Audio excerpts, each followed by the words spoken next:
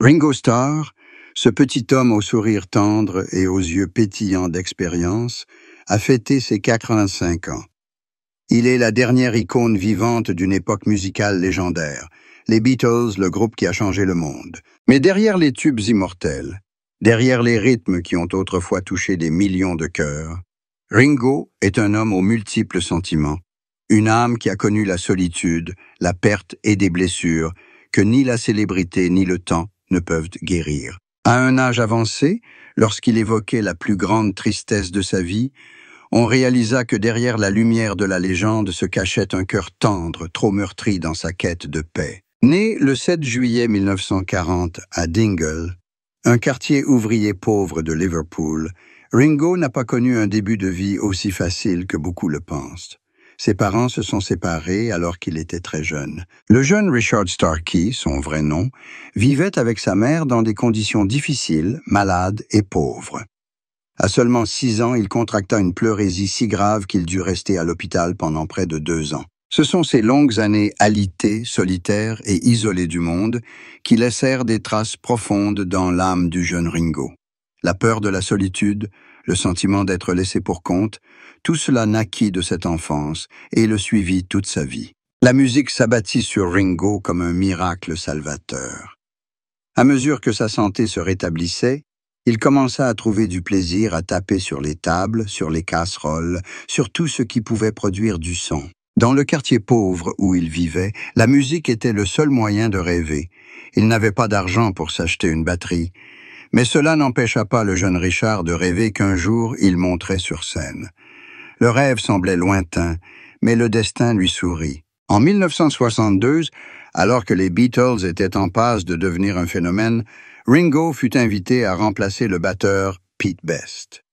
Personne n'aurait pu imaginer que ce jeune homme, petit et sans prétention, deviendrait un élément indispensable du plus grand groupe du monde. Avec John Lennon, Paul McCartney et George Harrison, Ringo a écrit un nouveau chapitre de la musique du monde. Bien qu'il ne fût pas un compositeur prolifique, son jeu de batterie, solide, sobre mais plein d'émotions, est devenu l'âme du groupe. Cependant, même à son apogée, Ringo se sentait toujours seul. Il a dit un jour que certains soirs après un concert, sous les acclamations de milliers de personnes, il se sentait encore vide. Lorsque les lumières se sont éteintes, tout le monde est parti, ne laissant qu'une chambre d'hôtel silencieuse et un homme qui ne savait pas qui il était vraiment, si ce n'est Ringo des Beatles. L'ombre de la célébrité était parfois si grande qu'elle masquait sa véritable personnalité. Sa plus grande tristesse fut probablement la séparation des Beatles en 1970. Pour Ringo, les Beatles étaient plus qu'un simple travail, mais une famille, des amis qu'il avait accompagnés dans sa jeunesse et partageaient ses aspirations et ses convictions. Quand tout s'est effondré, il a eu l'impression d'avoir perdu une partie de lui-même. Il a sombré dans la dépression, s'est mis à boire excessivement et a connu une période de grave addiction. Dans les années 1970, la vie de Ringo a été une succession de hauts et de bas. Il s'est jeté dans les fêtes, essayant d'oublier la réalité, mais plus il essayait d'oublier, plus sa solitude s'approfondissait. Son premier mariage avec Maureen Cox, sa première femme et amour de jeunesse, n'a pas pu être sauvé. Ils se sont mariés en 1965 et ont eu 3 enfants, mais des fissures ont commencé à apparaître à mesure que Ringo s'enfonçait de plus en plus dans l'alcool et la célébrité. Maureen l'aimait, mais ne supportait pas le mode de vie erratique d'une star. Le mariage a pris fin en 1975, le laissant avec une profonde blessure. Malgré leur séparation, ils sont restés en contact et, lorsque Maureen est décédée d'une leucémie en 1984, Ringo a pleuré comme un enfant. Il a dit que ce fut l'un des jours les plus tristes de sa vie. Après des années d'égarement, Ringo s'est retrouvé en rencontrant Barbara Bach, une célèbre actrice américaine qui deviendra plus tard son épouse. Ils se sont rencontrés en 1980 lors de leur collaboration dans le film L'homme des cavernes. L'amour leur est venu de manière inattendue, simple mais profonde. Tous deux avaient de l'expérience et comprenaient la solitude des célébrités, et c'est ce qui les a poussés à se trouver.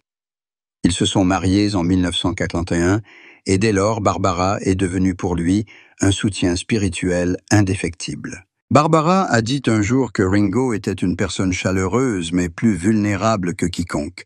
Derrière son air joyeux, il était sensible, attentionné et émotif. Il y avait des soirs où elle le voyait assis tranquillement dans son ancien studio, écoutant de vieilles chansons, le regard perdu comme s'il parlait à ses amis décédés, John et George.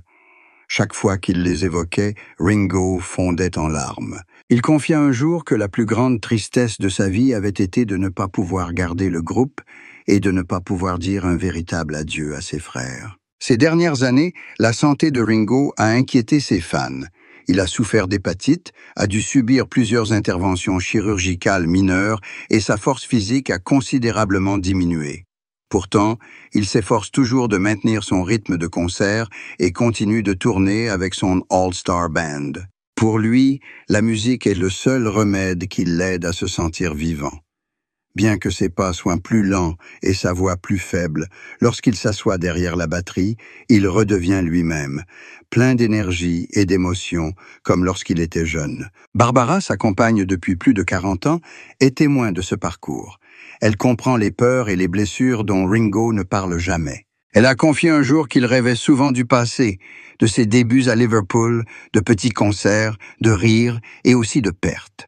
Chaque matin, au réveil, il écoutait toujours les Beatles, non pas par nostalgie, mais pour remercier la vie de lui avoir offert de tels moments. Beaucoup pensent que Ringo était le moins ambitieux des Beatles, mais ce n'est pas tout à fait vrai. Il nourrissait ses propres aspirations. Être perçu comme un artiste indépendant, et non pas seulement comme le batteur du groupe légendaire. Cependant, sa carrière solo après la séparation du groupe ne fut pas toujours de tout repos. Certains albums furent sous-estimés, d'autres furent des échecs commerciaux.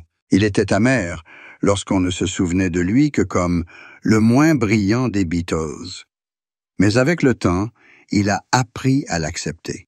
Il a compris que la vraie valeur ne réside pas dans la célébrité, mais dans l'amour et la paix de l'esprit. Et c'est peut-être ce qui l'a aidé à surmonter les années difficiles.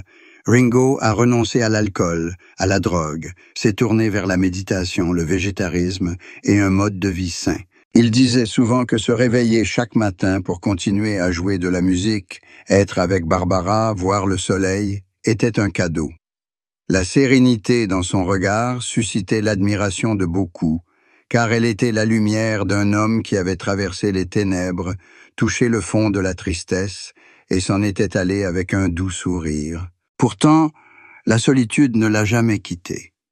À 85 ans, alors que de nombreux proches et amis étaient décédés, il comprenait mieux que quiconque que le temps n'attend personne. Il disait souvent que le plus effrayant n'était pas la mort, mais le fait de vivre trop longtemps pour voir tous ceux qui l'entouraient disparaître un à un. Chaque fois qu'il parlait de John Lennon ou de George Harrison, sa voix s'étranglait. « Il me manque tous les jours », a-t-il déclaré un jour lors d'une interview, « mais je sais qu'ils ne sont jamais partis.